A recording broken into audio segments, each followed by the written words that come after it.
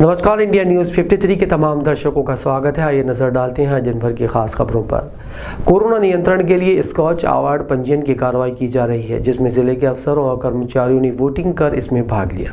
प्रदेश ही नहीं, देश के अन्य शहरों की तुलना में बुरहानपुर कोरोना महामारी से निपटने में अव्वल रहा, इसलिए बुरहानपुर देश के मॉडलों के रूप में जाना जाने लगा है।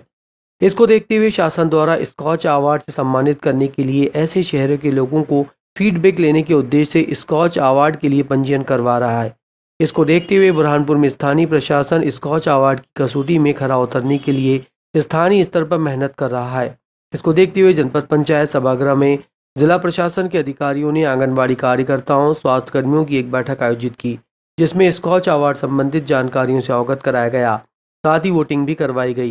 गौरतलब है कि जिला प्रशासन के अधिकारी सभी कर्मचारियों से इस अवार्ड के लिए वोटिंग करवा रहे हैं। कलेक्टर प्रवीण सिंह ने कहा कि शाम तक बुरहानपुर को स्कॉच अवार्ड मिल जाएगा। पहले आम जनता ने वोटिंग की थी, अब प्रशासनिक अमला वोटिंग कर रहा है।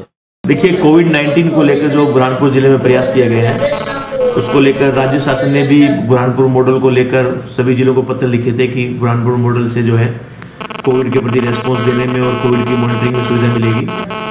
साथ ही साथ स्कॉच जो कि एक इंडिपेंडेंट ऑनर अवार्ड है, उसमें भी जिला प्रशासन ने अप्लाई किया था और उसमें हम लोगों को अभी Skoch order of the merit award मिल गया है और स्कॉच अवार्ड के लिए भी हमारी टीमें वोटिंग कर रही है और ये शाम को हम लोगों को जो है स्कॉच अवार्ड फाइनल मिलने की उम्मीद है। स्वास्थ्य कर्मी, पुलिसकर्मी, राजस्व का अमला, सभी हमारे साथी अधिकारी कर्मचारी जो दिन रात कोविड में लगे रहे, वो सारे लोग जो है इस काम के, इस प्रशंसा के हकदार हैं। मैं उन सभी को अपनी तरफ से इस नेक कार्य के लिए, इस पुनीत कार्य के लिए बधाई देता हूं, उनको धन्यवाद देता हूं कि क्रीमी लेयर के कारण आयुष पाठ्यक्रम में आरक्षण का लाभ शासकीय कर्मचारियों के विद्यार्थियों को नहीं दिए जाने से अपाक संगठन ने ज्ञापन जिला कलेक्टर को सौंपा। आयुष महाविद्यालय में स्नातक पाठ्यक्रम प्रवेश 2020-21 में आय प्रमाण पत्र के आधार पर क्रीमी लेयर का निर्धारण कर ओबीसी वर्ग के शासकीय सेवकों के बच्चों को आरक्षण से वंचित किए जाने को लेकर एक ज्ञापन मुख्यमंत्री के नाम अपाक संगठन के द्वारा जिला अधिकारी को सौंपा गया, जिसमें आयुष विभाग मध्य प्रदेश शासन द्वारा जारी मध्य प्रदेश आयुर्वेदिक, होम्योपैथी, यूनानी, प्राकृतिक चिकित्सा एवं योग चिकित्सा तक प्रवेश नियम 2020 में आयुष महाविद्यालय में स्नातक पाठ्यक्रम में प्रवेश लेने के लिए नियम की कंडिका में अन्य पिछड़ा वर्ग के अभ्यर्थियों के क्रीमी लेयर संबंधित का निर्धारण करने के लिए वर्ष 2020 का आय प्रमाण पत्र प्रस्तुत करने के लिए बाध्य किया गया है। अभिलेख सत्यापन के दौरान महाविद्यालय संस्था स्तर पर इस नियम के कारण आय प्रमाण पत्र के आधार पर ओबीसी के छात्रों के क्रीमी लेयर का निर्धारण किया जा रहा है, जिससे शासकीय सेवकों के बच्चों को नॉन क्रीमी लेयर का जाति प्रमाण पत्र प्रस्तुत किए जाने के उपरांत फॉर्म नंबर 16 अन्य डॉक्यूमेंट के आधार पर 8 लाख से ज्यादा वेतन किया है। इस आधार पर क्रीमी लेयर में डालकर ओबीसी वर्ग के छात्रों को आरक्षण से वंचित किया जा रहा है, जिसके विरोध स्वरूप ज्ञापन दिया गया। ये जो ज्ञापन दिया गया है, मध्य प्रदेश शासन द्वारा क्रिमिनल के निर्धारण संबंधित स्पष्टीकरण हेतु जारी पत्र 7 फरवरी 2014 के अनुसार इन्होंने जो कर्मचारियों के और शासकीय अधिकारी कर्मचारियों के क्रिमिनल का निर्धारण उनके पद और केडर के आधार पर किया जाता है, न कि वेतन के आधार पर। इसीलिए हमने जो ज्ञापन दिया है आज माननीय मुख्यमंत्री महोदय और प्रमुख सचिव महोदय को आयुष महाविद्यालयों में स्नातक पाठ्यक्रम में प्रवेश 2020-21 में वर्ष 19-20 के आय प्रमाण पत्र के आधार पर क्रिमिनल का निर्धारण कर ओबीसी वर्ग के शासकीय सेवकों के बच्चों को आरक्षण से वंचित किए जाने विषय किया गया। निगम में जन सुनवाई के लिए टेबल लगाकर समस्याओं के निराकरण करने का प्रबंध तो किया गया, लेकिन 12 बजे तक इन टेबलों पर अफसर नहीं पहुंचे और पीड़ित लोग बिना शिकायत के वापस बैरंग लौट गए। नगर निगम द्वारा जन सुनवाई के लिए नगर निगम कार्यालय में अधिकारियों के टेबल लगाए गए, लेकिन 12 बजने तक कोई भी मौके पर अधिकारी कर्मचारी दिखाई नहीं दिया। इसके कारण लोग समस्या लेकर पहुंचे, लेकिन घंटों परेशान होकर अपने घर समस्या के साथ वापस बिना निराकरण किए लौट गए। शिकायतकर्ता ने कहा कि पिछले 2 घंटे से नगर निगम कार्यालय में जन सुनवाई के तहत अपनी समस्या अधिकारियों को बताने आया था, लेकिन मौके पर कोई भी अधिकारी कर्मचारी नहीं मिला। वहीं पूर्व पार्षद नगर निगम अधिकारी कर्मचारियों का बचाव करते नजर आए। कहने को तो ये शिविर समस्या के निराकरण के लिए लगाया गया था, लेकिन ये शिविर खुद ही एक समस्या बन गया। मैं 10,000 का लोन पास हुआ था मेरा, सेक्शन में होगा, बाकी बैंक में कुछ दे नहीं रही है, देना बैंक लग गया। तो क्या जन सुनवाई में आए थे क्या? तो यहाँ कोई है कि नहीं है? अभी कोई नहीं है।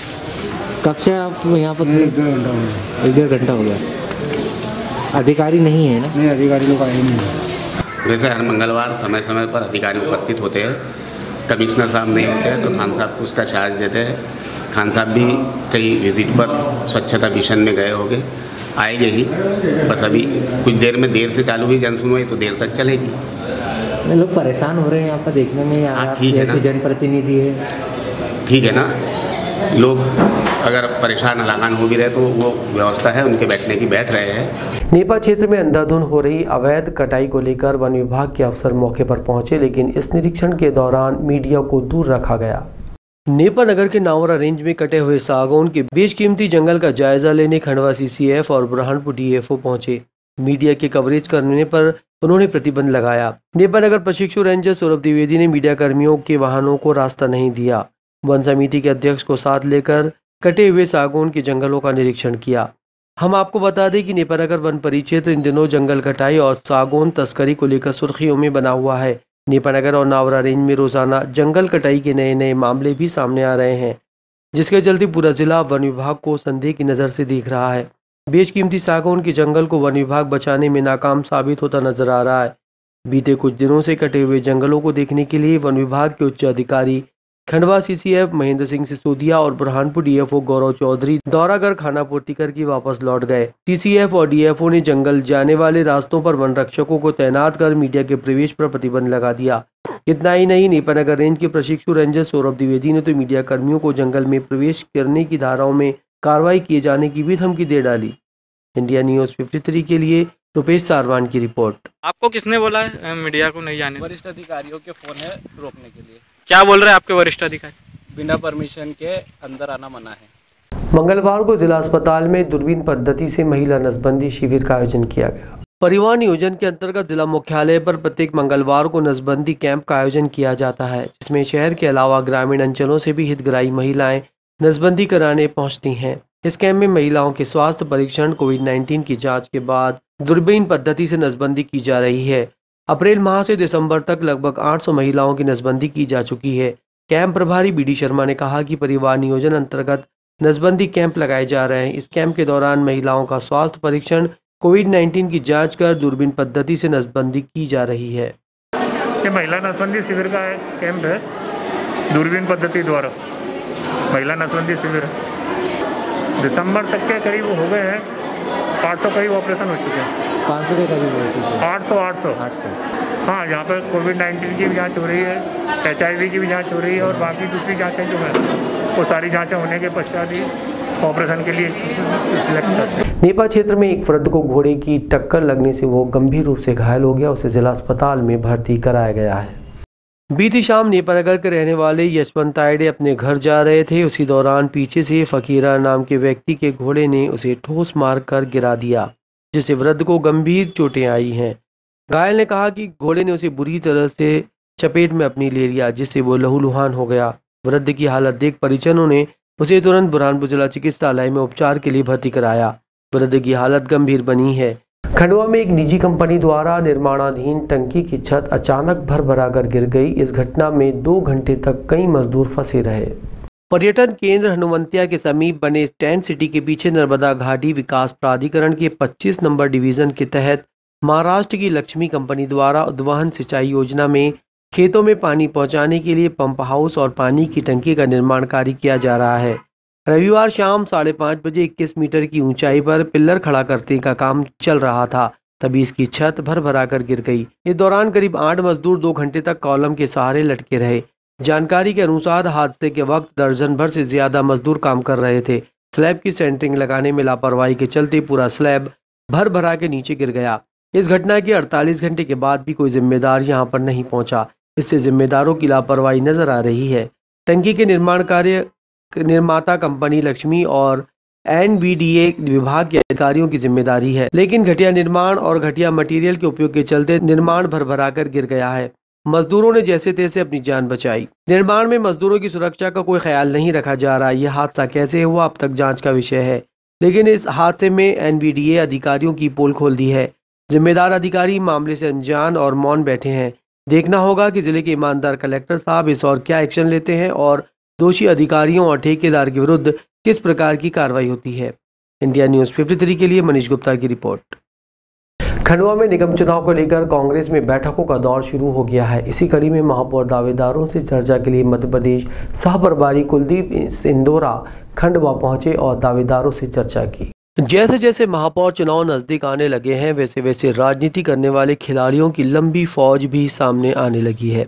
यहाँ तक कि पार्षद पर्यवेक्षक के सामने कहते हैं कि बीजेपी के 15,000 वोट खरीद लूंगा, आप तो केवल मेरी पत्नी को महापौर का उम्मीदवार बनाओ। ये बात आज गांधी भवन में जयप्रकाश नारायण वार्ड के पार्षद बलराम वर्मा ने कही। आगामी चुनाव को लेकर कांग्रेस में बैठकों का दौर शुरू है। खंडवा में आज कांग्रेस के राष्ट्रीय सचिव और मध्य प्रदेश के सह प्रभारी कुलदीप इंदौरा ने कांग्रेस कार्यालय गांधी भवन में कार्यकर्ता और पार्षद और महापौर के टिकट के दावेदारों से अकेले में चर्चा की। कांग्रेस प्रभारी ने चर्चा से पहले कांग्रेस के वरिष्ठ नेता मोतीलाल वोरा के निधन पर शोक व्यक्त करते हुए 2 मिनट का मौन रखा।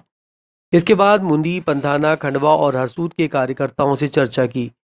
चर्चा में कार्यकर्ताओं ने आगामी पंचायत पार्षद चुनाव को लेकर अपनी दावेदारी पेश की। इसके बाद मीडिया से बातचीत करते हुए प्रभारी इंदौरा ने कहा, पार्टी सर्वे के आधार पर जिता उम्मीदवार को टिकट देगी। आगामी चुनाव को लेकर कांग्रेस में बैठकों का दौर शुरू हो गया है। चर्चा में कार्यकर्ताओं ने आगामी पंचायत पार्षद चुनाव को लेकर दावेदारी पेश करते हुए अपने अपने दावों को पेश किया। मीडिया से चर्चा करते हुए कुलदीप इंदौरा ने बीजेपी पर जमकर निशाना साधा। इंदौरा ने कहा कि बीजेपी सत्ता का दुरुपयोग कर विधायकों की खरीद फरोख्त कर रही है। भाजपा ने राजस्थान में भी सत्ता गिराने की पूरी कोशिश की, लेकिन राजस्थान में मुख्यमंत्री अशोक गहलोत और सचिन पायलट के साथ सभी विधायक एक साथ है। सचिन पायलट न पहले भाजपा के संपर्क में थे और न अब है। सीएम अशोक गहलोत और सचिन पायलट दोनों के बीच सब कुछ ठीक है। जो मनमुटाव था उसे हाईकमान ने दूर कर दिया। भाजपा सत्ता का दुरुपयोग कर मध्य प्रदेश, महाराष्ट्र और गुजरात में विधायकों की खरीदने का काम कर रही है। आज देश का किसान इन्हीं गलत नीतियों से परेशान है और आंदोलन करने पर आमादा है। इंडिया न्यूज़ 53 के लिए मनीष गुप्ता की रिपोर्ट। खंडवा में फिट इंडिया के तहत एक साइकिल रैली का आयोजन किया गया। रैली शहर के प्रमुख मार्गों से होकर वापस स्टेडियम ग्राउंड पर समाप्त हुई। नेहरू युवा केंद्र खंडवा और खेल एवं युवा कल्याण विभाग, शिक्षा विभाग एवं जिला प्रशासन के संयुक्त तत्वाधान में फिट इंडिया अभियान के तहत साइकिल रैली का आयोजन किया गया। यह रैली गुरु गोविंद सिंह स्टेडियम से प्रारंभ होकर नरेडी पेट्रोल पंप, माता चौक, इंदिरा चौक से सूरजकुंड स्कूल से पुलिस लाइन होते हुए वापस गुरु गोविंद सिंह स्टेडियम पर संपन्न हुई।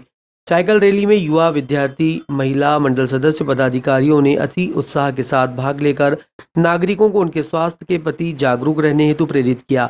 इस साइकिल रैली में नेहरू युवा केंद्र की जिला युवा समन्वयक श्रीमती पूजा कौशिक, जिला खेल अधिकारी सुश्री रुचि शर्मा, जिला क्रीड़ा अधिकारी श्रीमती कटियार सहित विभिन्न अधिकारी मौजूद रहे। इंडिया न्यूज़ 53 के लिए मनीष गुप्ता की रिपोर्ट।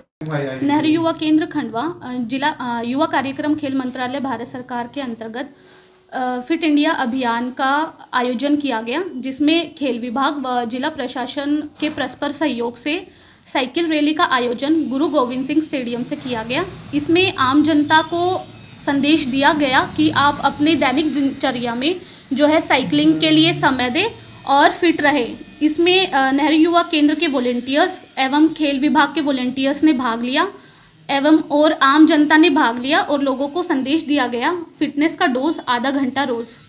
जिला छिंदवाड़ा में युवक कांग्रेस के पदाधिकारियों ने अवैध उत्खनन और ब्लास्टिंग से उड़ रही धूल के विरोध में ज्ञापन तहसीलदार सौंसर को सौंपा।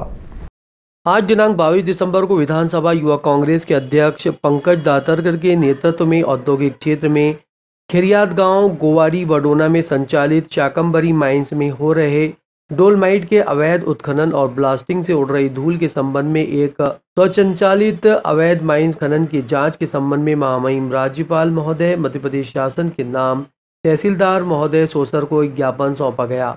इस मौके पर ब्लॉक युवा कांग्रेस के पूर्व अध्यक्ष संजय ठाकरे, ब्लॉक युवा कांग्रेस उपाध्यक्ष राजा बोड़े, नगर युवा कांग्रेस सौंसर अध्यक्ष पवन सरोदे, ब्लॉक NSUI अध्यक्ष मनीष रुंदे, ब्लॉक युवा कांग्रेस अध्यक्ष ज्ञानेश्वर गावंडे। इंडिया न्यूज़ 53 के लिए शेख उबैद की रिपोर्ट।